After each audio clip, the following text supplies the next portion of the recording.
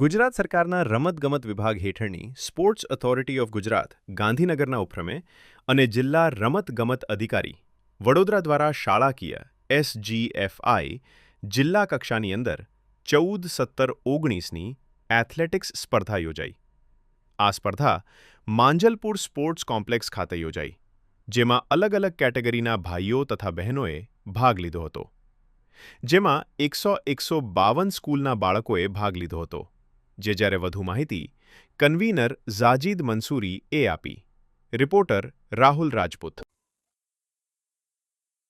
આજે Manjalpur sports complex ખાતે SGFI school games federation of ઇન્ડિયાની જિલ્લા કક્ષાની એથ્લેટિક્સ સ્પર્ધા ચાલી રહી છે અને આજની સ્પર્ધામાં ફિલ્ડ ઇવેન્ટ બોયઝ માટે લોંગ જમ્પ, હાઈ જમ્પ અને ટ્રિપલ જમ્પની સ્પર્ધા ચાલી રહી છે. સાથે સાથે બહેનોમાં અંડર 14, અંડર 17 અને અંડર 19 કેટેગરીની અંદર shot put, discuss throw, javelin throw અને હેમર થ્રો જેવી સ્પર્ધાઓ ચાલી રહી છે. આ 3 દિવસની સ્પર્ધામાં વડોદરા જિલ્લામાંથી અંદાજે 152 સ્કૂલોના ખેલાડીઓ ભાગ લઈ રહ્યા છે અને 2100 જેટલા ટોટલ ખેલાડીઓ આ 3 દિવસની સ્પર્ધામાં ભાગ લઈ રહ્યા છે. અને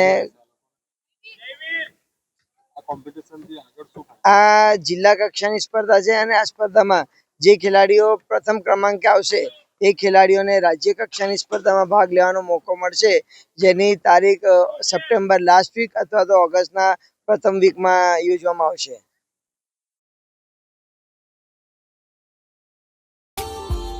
Subscribe now and press the bell icon. Never miss an update.